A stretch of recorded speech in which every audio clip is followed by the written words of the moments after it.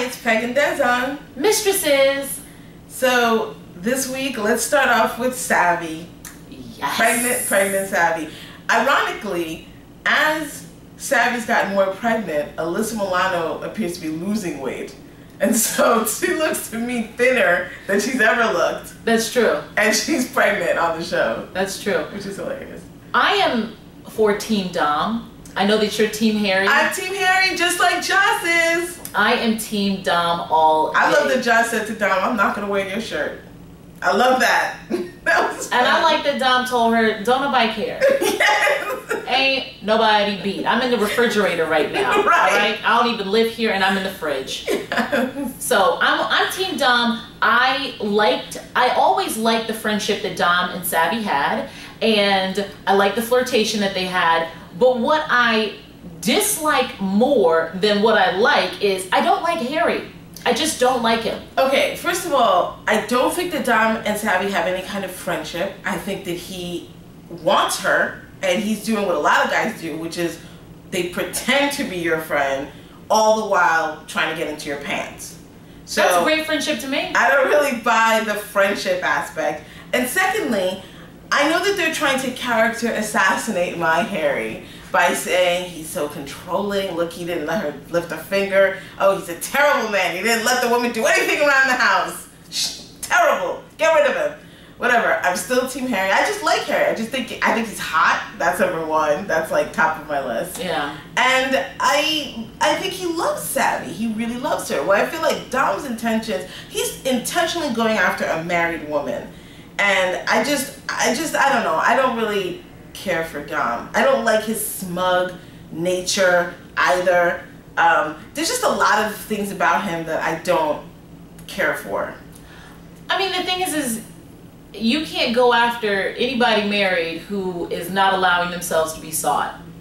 So, I mean, so with respect to that, I don't, that to me is irrelevant, but I just don't like Harry's attitude, his bad sperm, his insecurities, his whininess. Not his bad sperm. Come on, how you gonna blame him for his bad sperm? I just don't like it. I don't like it. I don't like how the season opened with, he and Savvy trying to get pregnant. She was trying to be as sympathetic as possible, trying to accommodate for him, and he was giving her a lot of machismo and just acting like a fool overall.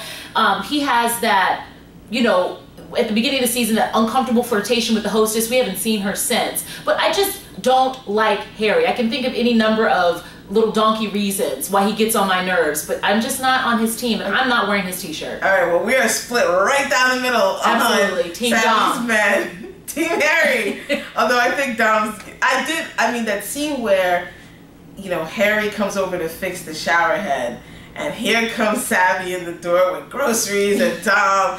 Oh, that was bad. And the baby crib. And the baby crib. And Harry was like, you didn't even wait a minute, did you? Ooh. Well, you told me you weren't going to come fix the sink. That's just how I was feeling. You told me that you were not going to come and take care of this. Things around here still need to get done. You're going to tell me on the phone that I'm going to have to figure this type of stuff out? I don't have to figure anything out. All I have to do is figure out who else I can find to get this done. If that happens to be maybe my baby daddy number 2, hey, sorry. No, I felt very, very bad for Harry. He keeps getting betrayed by Savvy. If you recall, she is the one that slept with someone else in the middle of their relationship. So things happen, whatever. All right, well, let's talk about April. So we see Dondre Whitfield show I love up. that we call him Dondre. Let me just tell you how much I love the fact that we have never bothered to learn this man's name on the show. You will forever be Dondre Whitfield. Dondre Whitfield shows up trying to get a glimpse of the baby, or the little girl. I forgot her name now.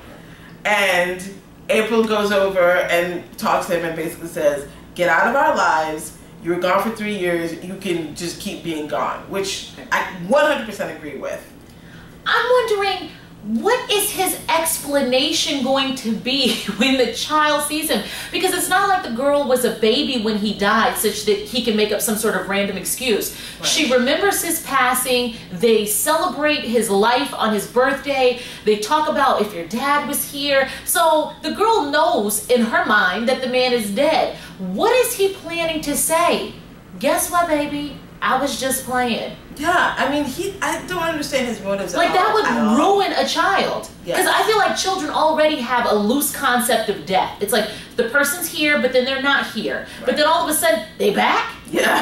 like, I don't understand his motives. And we see Richard, who was also sort of stalking and spying. right. He goes over there to be the man, I guess, and tell Dondre Whitfield to back off. Was I the only one that just didn't really believe him in that? But No, like, no, I am the man. I'm going to take care of your I don't baby's believe father.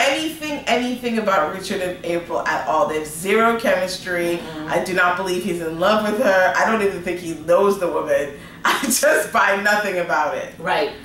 Right. And I then, see more chemistry with Dondre Whitfield. and then he says to April so they have the choreographed fight, Yes. right? Everyone noticed that? Punch left, dip right, punch right, dip left. So after the choreographed fight, he goes back over, busted lip. April says, well, what happened to you? He tells her what went on, and she gets very upset. He responds with the craziest response I've heard in a minute. Yes. Well, don't think that you're going to cry on my shoulder and I'm not going to do anything about it. Like, hold on. Hold on. I was just thinking that you and I are in a relationship and I can talk to you about some things that are going on in my life. I wasn't necessarily expecting fisticuffs. Right. I did not ask for Sir Galahad to come in on his white horse and go beat up my ex-husband. And just shake my situation all up. Right. I did not ask for that. Right. But And he just flipped out. yes. I was like, I think Dondre Whitfield rattled that man's brain when he punched him. Well, not only did he punch him, he threw him into an end table. Do you remember that now? Yes. So that was part of the choreographed fight too. So Richard and April and Dondre Whitfield, we'll see how this threesome turns out. So let's talk about our girl Karen. Oh, Karen. I can't. Can I tell you? Wait, can I tell you that every time I see her on screen, I think of you going, Sam, why are you so Sam? I can't even hear her talk anymore without hearing that voice. Karen, you are look into my eyes, Karen. You are the worst that's ever done it. There is no human being worse than you are. Dom had sex with a married woman. Savvy's a freak-a-leak on the weekends.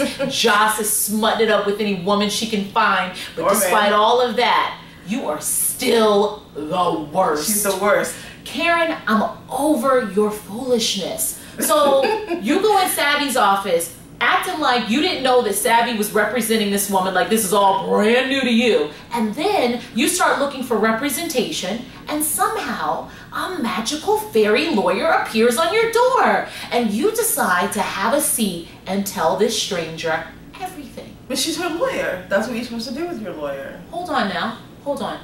If you are in the middle of a serious case and someone shows up and says, I'm going to be your lawyer, you didn't call them.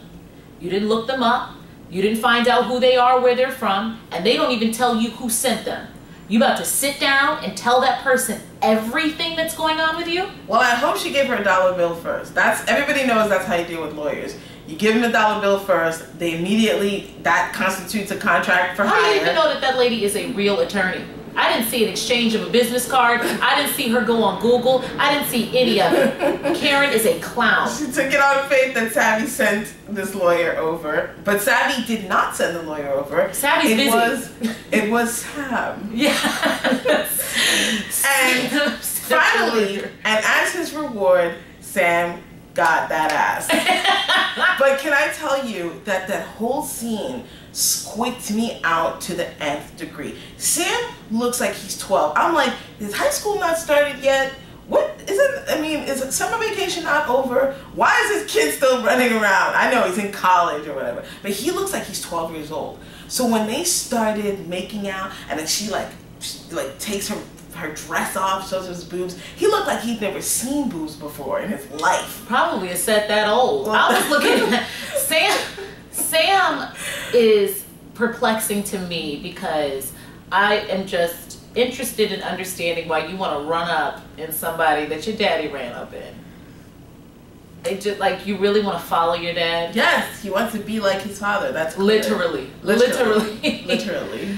I mean, and Karen, the lawsuit, I mean, the sex aside, right? The sex aside, the lawsuit, what's going on with his mother, the fact that you are having sex with the child of a woman who wants to bury you in court and drag your name through the mud. Why are you even interacting with him? You can go to any number of college campuses and get some young penis. I don't understand you, Karen. Well, I am excited to see what's going to happen with Karen and Sam next week, because it looks like in the previews, Karen says to Sam, I can't believe, no, she said, I can't believe you slept with me in order to betray me. So we'll see what happens next week with those two. We shall see. So let's move on to talking about Joss and the Frenchman. So we saw Joss in her bustier. She's getting ready for a date with the girlfriend. Last minute, girlfriend cancels, and she takes Frenchman on some kinky date for clients who are house hunting. I didn't quite understand what house hunting had to do with going on a kink scene date. I don't know, it was very strange to me. It was clear that, you know, they were trying to impress the clients by having a kinky outing, but I just felt like the outing really wasn't all that kinky. I mean, when the women came out on stage, I was like, okay, everybody looks nice, but I was waiting for the kink to hit the fan. And then I said, well, maybe I'm just a little too kinky, because... Maybe. Who knows what you're up to?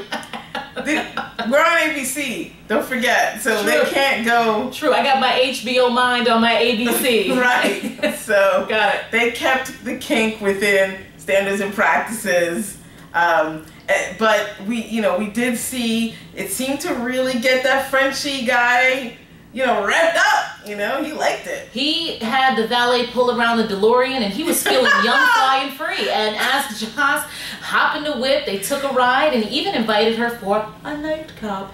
First of all, can I just tell you, I was incredibly happy to see a DeLorean. I haven't seen a DeLorean in years, and I was like, as you should not have. Oh no, you did not pull up in a DeLorean, sir. I love it. I loved it. Well, next week it looks like Joss and the Frenchman are doing a little bit more than driving in the DeLorean. It looks like there's a lot of clothes coming off, and it gets very fresh. Yes. So we'll see what happens with them next week.